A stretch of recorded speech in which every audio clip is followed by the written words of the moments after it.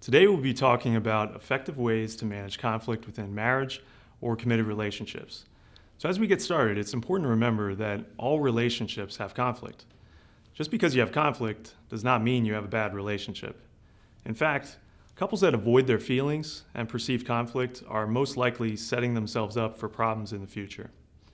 We are going to learn that there are a few simple tools to use to help put you and your partner on a better path of productive communication that actually solves problems and helps each person feel respected and heard. The techniques described in this video come from Dr. John Gottman, who is a clinical psychologist, author, and the founder of the Gottman Institute. He is the creator of the counseling technique called the 4 Horsemen of the Apocalypse. Now, I know what you're thinking. It was John Patmos who coined that term. Well, this is John Gottman's version, which you will find is very different and focuses on marriage.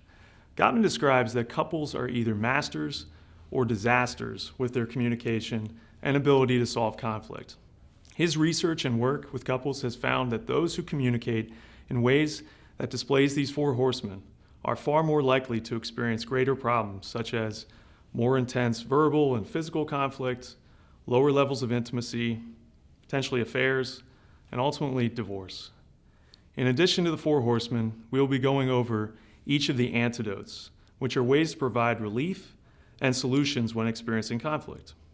What separates the masters from disasters?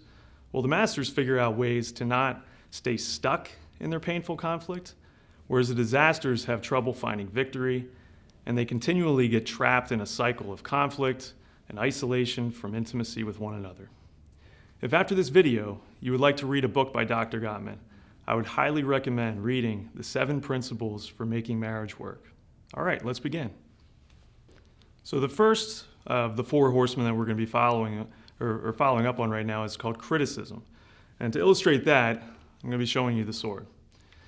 Making comments like, "you always," and "you never."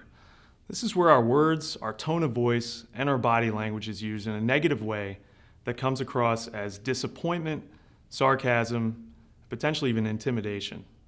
Ego gets in the way, and an effort to be correct and better is more important than attempting to understand the other person. Now, the antidote for this, a way to put down the sword, is to use something called gentle startup. Being able to tell your partner what's important using a softer tone, but still using honest language. Saying things like, "I feel this way about you, and this is what I need from you. And I would really appreciate if you would do this instead of that." To take it a step further, this is an attempt to create peace and understanding rather than trying to divide and hurt. Dr. Gottman says that he's found about 94% of the time how we start a conversation will dictate how successful it'll be. Use gentle startup instead of an attacking sword. Now, the next of the 4 horsemen is defensiveness. So if criticism is the sword, what we have as defensiveness is the shield. This is where you're in a constant state of defending yourself in terms of your words and your actions, placing blame on the other person and denying any personal responsibility. Defensiveness gets linked with criticism all the time because they tend to look much like 2 people fighting one another using the sword and the shield. So if criticism is saying, "well, you always do this," the person that's defensive will say, well, you always do it too. Or, "I do this to you because you do this to me." So clearly the antidote, the way to change this, is to learn how to accept responsibility. Learn to listen to what the other person has to say without interrupting or arguing. Make the process of listening active, where you seek to understand instead of trying to insert your point of view right away. If while you are listening, you're feeling attacked and criticized too much, use a gentle but assertive response and state your feelings. Potentially ask for a break and ask them to explain themselves without attacking you. Doing this may allow you to understand their point of view and figure out how you can take responsibility for your part. This may also be an important time too to ask for forgiveness from your partner. Now the third one, this is probably the worst one out of the 4 horsemen, and that's contempt. And for this, it's probably hard to see, but we're using a grenade. Gottman warns that prolonged feelings of contempt without reconciliation is like a bomb or a grenade and is the #1 cause of divorce. Contempt is when you have disgust for your partner, and it develops over time, and you feel that your ways are far better than theirs. anything they do is through this view of negativity, suspicion, and doubt. I also have another prop up here, and it's the dark sunglasses. Another way of looking at it is when you look through these dark lenses, all you're really going to see is the dark parts of the other person. It's hard to make out the good that's in them. So what's the antidote for that? Well, it's something called rebuilding a culture of appreciation. And that's where you learn how to focus on the positive attributes of your spouse. How in the world did God bring you two together in the first place? In what ways has God made your partner special and unique? Try not to make negative assumptions and predictions about your partner and their behaviors when communicating.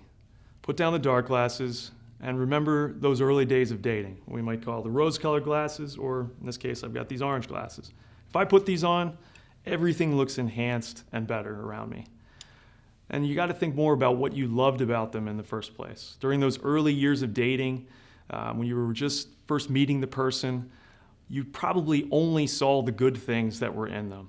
These positive things need to be shared with one another to help inspire hope for you, but also especially for your partner. Both of you need to remember that you are cherished and valued people. To help rebuild this culture, an emphasis on dating and spending more time intentionally with one another is a must. So the fourth and final one that we're going to cover is what's called stonewalling. And for this, we're using a protective helmet and a mask. And this can begin to happen when we become so flooded with emotions that we enter into something called fight or flight. So during an argument, you start to feel and experience this type of feeling that's overwhelming. And depending on the person, and even like some sort of trauma history, this can actually happen very quickly.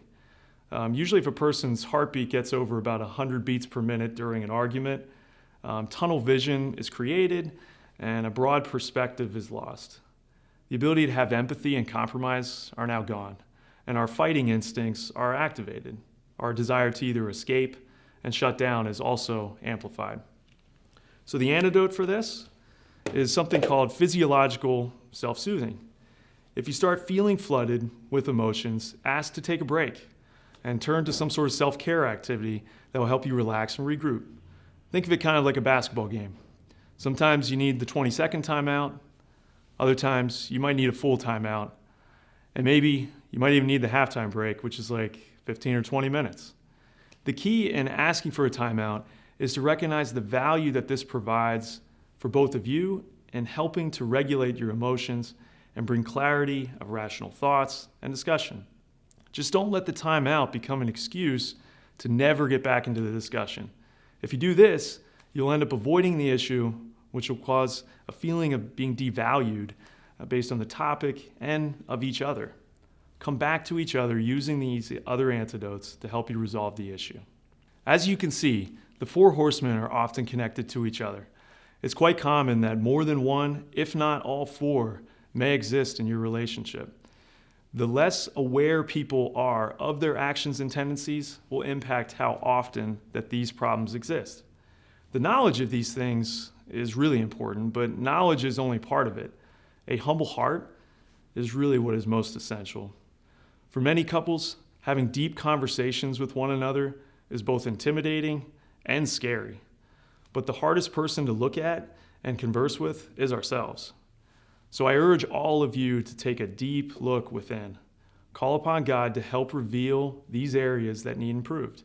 But also call upon God to reveal the amazing things that He has blessed you with. His DNA is literally in you, and He will honor your effort to improve yourself. Keep in mind that these techniques will work much better if both people in the relationship are dedicated to making things better. In my clinical practice, this is often the most frustrating part.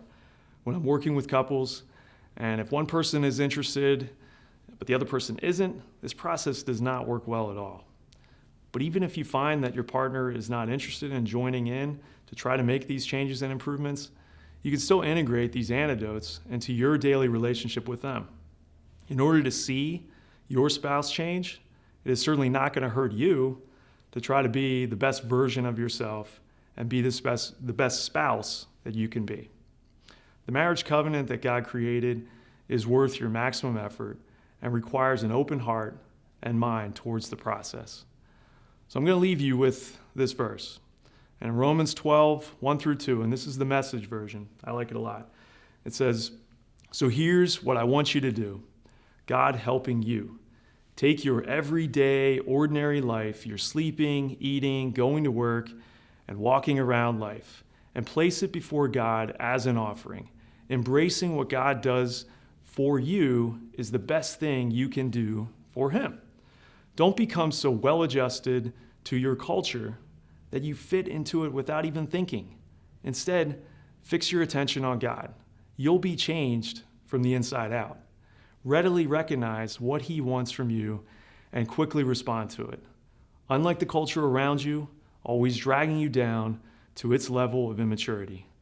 God brings the best out of you, develops well-formed maturity in you." Thank you.